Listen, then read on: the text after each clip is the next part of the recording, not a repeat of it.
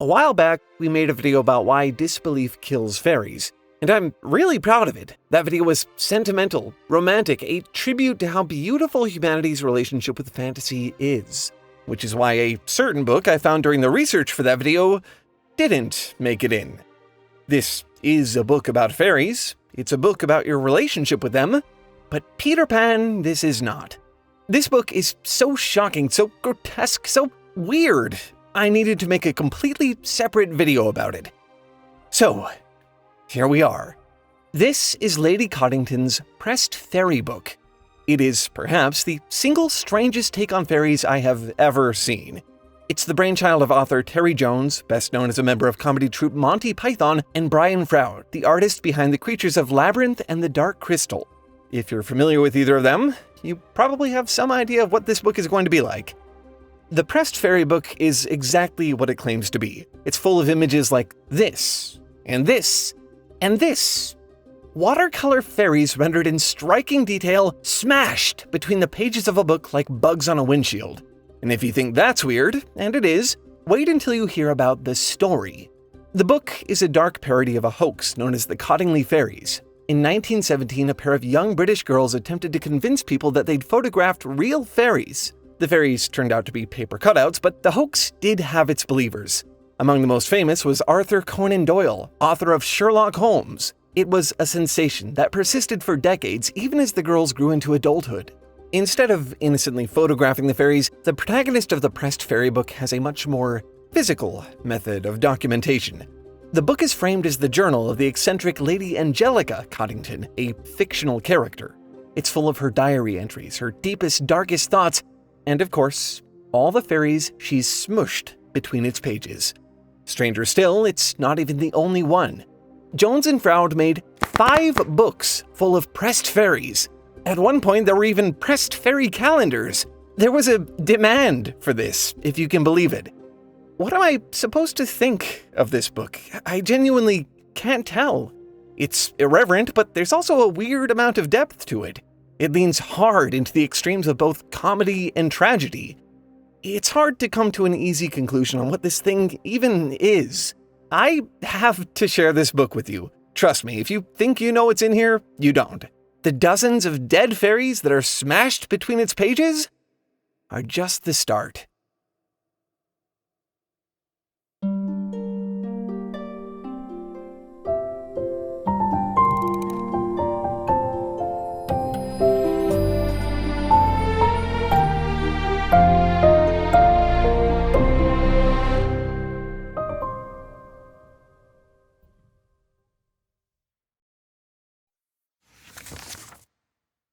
After years, we finally have one of my favorite pins back in stock. You can get this oversized, double-posted pin based on the famous SCP Where the Dragons Went in our store now for just $18. And when I say oversized, I mean it. This thing is huge. It's like a badge you can wear to tell the world that you, too, cry over imaginary creatures. A big thanks to everyone who buys one. It really helps us keep making these videos. Speaking of which, July 6th, 1895. Nana wouldn't believe me. Effie wouldn't believe me. Auntie Mercy wouldn't believe me. Now, they've got to believe me. the Pressed Fairy book wastes no time making an impression. As soon as you get past the foreword, you're met with this. A fairy, splattered and contorted inside. This is just the first fairy pressed by Lady Angelica Cottington. The first of many.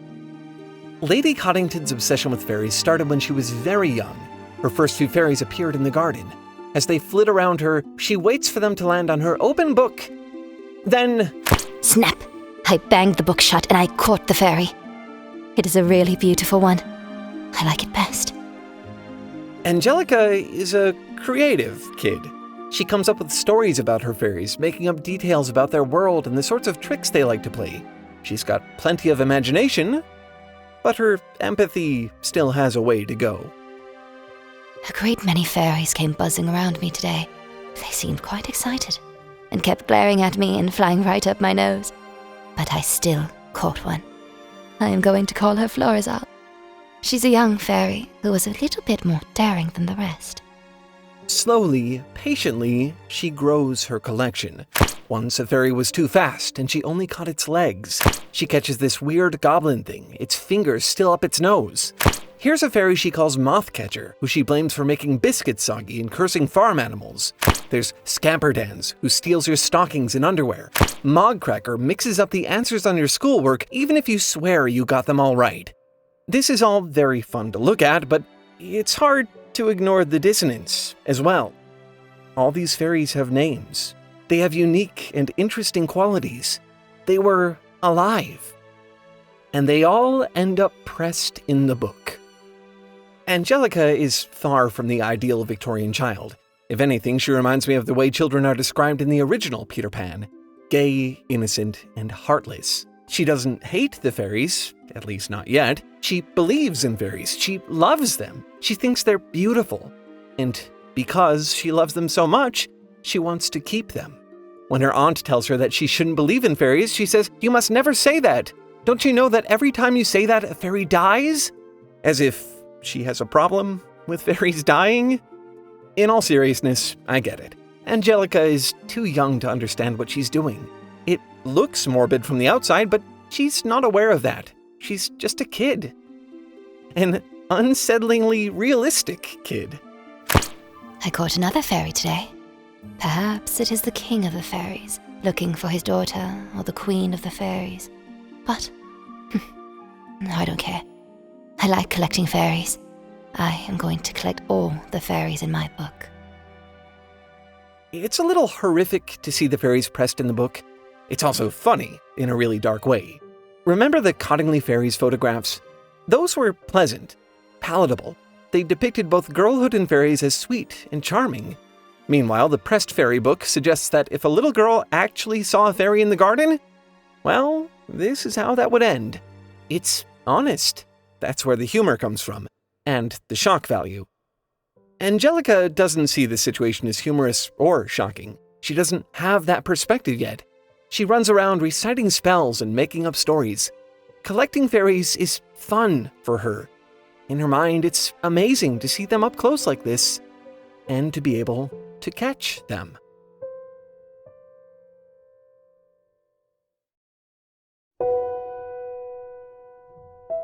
Caught a beautiful specimen today.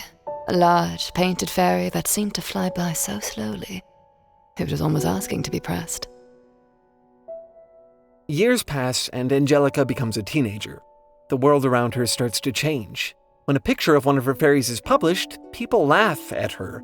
Believing in fairies was discouraged when she was a kid, but now that she's older, it's a problem. Her governess is convinced that the photograph is a hoax. Her father calls her wicked for persisting in untruths. Her world is full of contradictions, not just about fairies, but about the values she was raised with. Her fairy photographs become a media sensation, and at the same time, the press berates her for believing in fairies. As her fame grows, men start to make unwanted advances toward her, even her own cousin. All of this sudden pressure makes her feel frustrated and confused. Her whole life, she's been taught to feel ashamed, not just of fairies, but of sexuality. Why are the people who have always taught her to avoid both of those things also trying to goad her toward them? As Lady Cottington becomes an adult, those ideas, fairies and sexuality, become inextricably linked. The fairies themselves start to look different. They were always sort of weird, but now they take on a whole other level of weirdness. Their anatomy becomes exaggerated, their poses absurdly suggestive. I don't even know how many of these I can show in a YouTube video. Lady Cottington's feelings on pressing the fairies also get more complicated. She looks back at her childhood pressed fairy book and feels guilty. How could I have done this? Surely I was the cause of so much pain and anguish to these dear little things that I love so much. Why had it never occurred to me before? Was I just a heartless little girl with no feelings? Fairies, the former symbol of her innocence, become a source of shame. She feels bad for pressing them, and she can't understand what led her to do it in the first place. But she can't stop pressing them. She can't help it. When she sees a fairy, she has to smash it into her book, no matter how it makes her feel. At this point, the metaphor seemed easy enough to grasp, an obvious analog for the loss of innocence. The things she once did without a second thought, pressing fairies, soon become intolerable to her. What was once fun and familiar becomes repulsive, but it gets a lot more complicated than that, because unlike Lady Cottington, the fairies feel no shame. I gave a warning at the beginning, but I'll give another one now. This is the point where the story takes a darker turn. From here it gets a lot more disturbing and a lot messier. And so too do the fairies. On a trip to Italy, Lady Cottington meets a man named Lord Crowley. He's attracted to her, but the idea of intimacy with him makes her blood run cold. When she tries to decline his sexual propositions, a fairy crawls into her ear and forces her to accept. This is probably the most uncomfortable moment in the book. The fairies aren't just mischievous. They've become downright evil. But I should also point out that since the beginning, they've been deeply tied to Lady Cottington's psychology and the way she views the world around her. Their appearances and actions parallel her own fears, desires, and insecurities. They're mocking exaggerations of how she sees human society. It's possible that in the scene with Lord Crowley, they were playing a horrible trick on her, maybe as revenge for pressing so many of their kind. Or you could interpret them as manifestations of how she sees all sexuality, having been raised in a culture of repression. It's not entirely clear what Jones and Froud were intending here. No matter how you read it, Lady Cottington ends up ashamed of herself, even though what happened wasn't her fault. Maybe the fairies were entirely to blame. Maybe the society she was raised in. Maybe both. Whatever the case, Lady Cottington no longer feels any regrets about pressing the fairies. I made sure I got that beastly little gremlin. Here he is. When she was a child, the fairies were just pretty things to be preserved in a book. She wasn't aware of what she was doing. But now that she's an adult, the act of pressing fairies is a lot more complicated. She can't go back to the child she once was. She knows what she's doing now. Sometimes she can't stand doing it and feels like a, quote, murderess. Other times, it's the only thing that brings her any joy in a world that seems beyond her control. She constantly oscillates between being ashamed of pressing them and pressing them because she feels ashamed.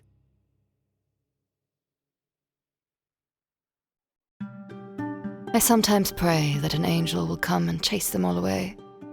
But God does not seem to hear me. Perhaps there are no angels, only fairies.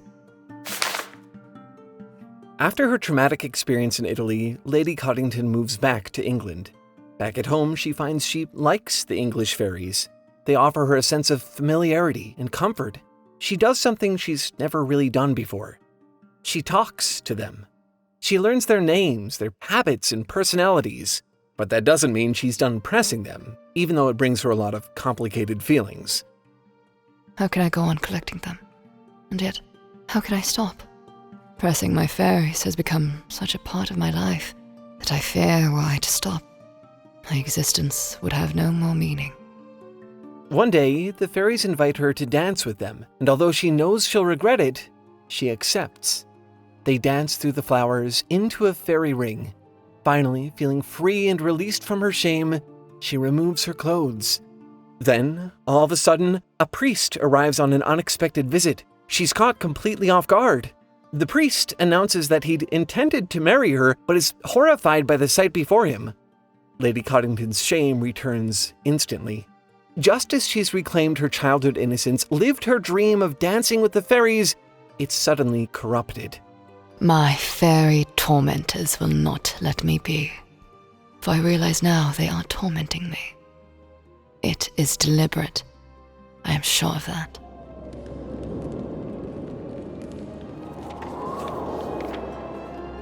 The more she resents the fairies, the more she starts to recognize them. Soon, she even knows them by name. Dinglefritter, Gooseberry Humple, Tiger Get By, Lone Folding, Zimberquatter. They're everywhere, no matter how many she tries to press. At last, she's had enough. She confronts them, believing they want revenge. And the fairies laugh. "Angelica, Angelica," they cry. "You never understood." They swarm around her. She crushes as many as she can. And then, they're gone. she never sees another fairy again. Years pass.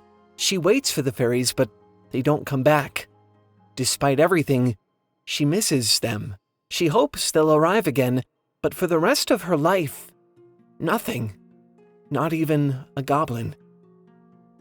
In her last entry, she writes, December 1912. I fear the fairies have given me up for good. All I can do is turn the pages of this book and remember them all. The fairies were awful. There's no getting around it. At the same time, I understand why Lady Cottington wanted them back. Fairies are contradictory by nature. They're beautiful and ugly, helpful and cruel, good and evil, and in a different way, Angelica Cottington is contradictory too. Throughout her life, she hates the fairies and she loves them, just as she hates and loves herself. She presses the fairies out of anger and regret, but also because throughout her entire life, she never fully stopped loving them. These creatures were reminders of the worst parts of her life and the best ones. Back when she was a little girl, playing in the garden and making up stories.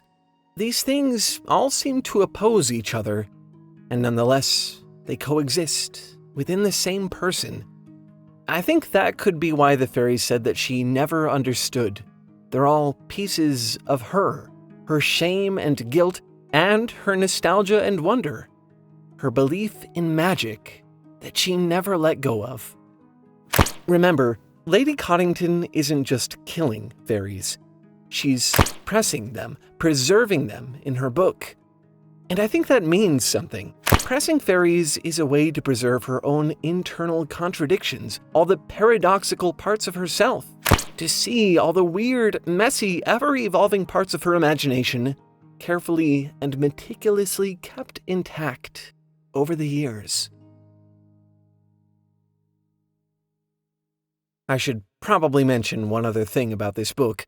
The fairies aren't actually dead.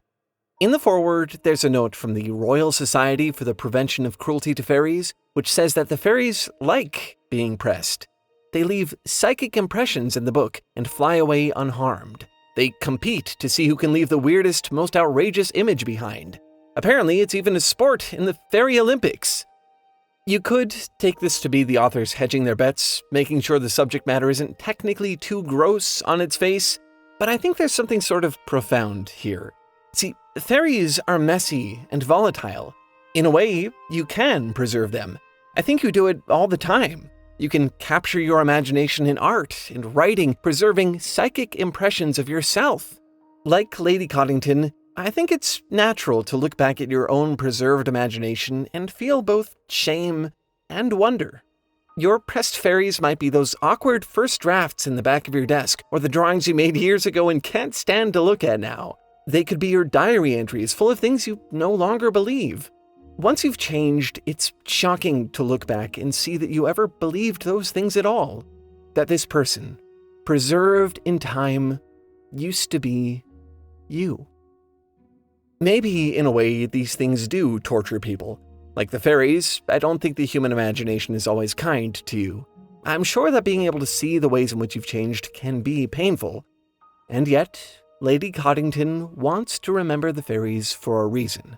After everything she's been through, she thinks back on her cruel, heartless childhood self, the person she was so ashamed of, and misses that little girl. I understand the urge to look back, to miss the fairies and to loathe them, to want them gone and to await their return. But the fairies don't stay pressed in the book. They're still alive, they just leave impressions. And your imagination manages to leave something behind too. A hideous, beautiful impression of everything you once were, the phases of your life. A way to remember them all.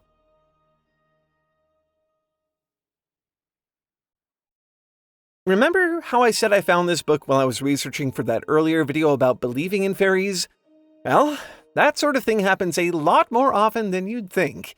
Even when I'm researching for the most wholesome, innocuous topic, I still somehow end up in the weirdest places. One minute I'm reading about Tinkerbell, the next I'm searching for pictures of splattered fairies and hoping I don't end up on some sort of list. You know how it is. Unfortunately, you are very likely to end up on some kind of list. A lot of lists, actually.